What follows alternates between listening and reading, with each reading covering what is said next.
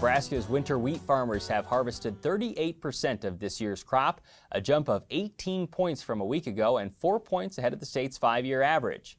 At a recent field day, we talked with Nebraska Extension's Bob Klein to discuss the importance of weed control after harvest, including in fields with resistance or damage from recent storms. One of the things is, if you happen to have a hailstorm and you get that early volunteer, that's the one that really bridges the gap and becomes a problem next year for wheat streak mosaic disease. And we've seen some big losses in that. I remember in the Ogallala area a few years ago where the farmer didn't control his volunteer wheat that had been hailed on earlier. And that field, the adjoining farmer field, made about 5 or 6 bushel.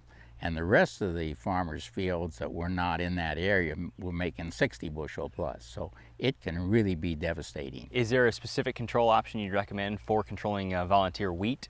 Well, one of the things is the glyphosates really do a good job, and that's a low-cost treatment. Now, usually when we're talking about weed control in the growing wheat for fallow the next year, or in most cases it's going to corn or grain sorghum, or sunflowers or some other crop. It can't even be proso, millet, or whatever it happens to be. But we want to control those weeds and volunteer wheat so they don't use moisture and the weeds go in the seed, which make it real difficult to control in the next crop. Now what we try to use is we use a split or split treatments. We usually go in shortly after wheat harvest when we get that first flush or the volunteer wheat comes, and then spray some glyphosate. And in many cases, we're going to add some 2,4-D or Banville to make sure, in case we have glyphosate-resistant kochia or glyphosate-resistant weeds out there, that we get that covered too.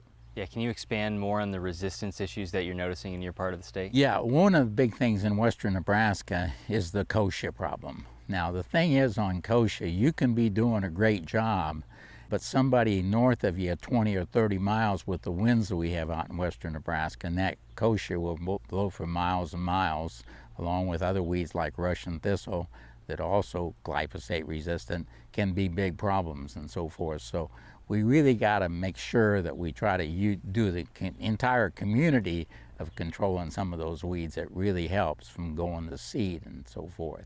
What's the time frame that you like to get these weeds controlled in? Okay, it depends so much too about how much pressure you have out there. If you really had a dense canopy in the winter wheat and it didn't get hailed on, lots of times you can wait a little bit longer. In most cases, you'll be talking about anywhere from about 2 weeks after harvest to about a month.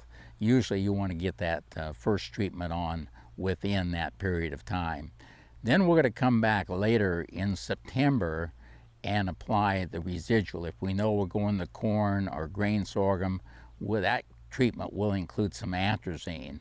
And that's really been good to keep down the volunteer wheat and the downy brome and some of those other grassy weeds like that, and even help with the broadleaf weeds. U.S. winter wheat growers are producing a crop expected to break the national record for average yield, with prices around their current levels. Nebraska Extension Public Policy Specialist Brad Luman says farmers need to be aware of loan deficiency payments for the first time in more than a decade. Brad recently wrote a Crop Watch article explaining the logistics of the program. We'll link to that on the Market Journal homepage.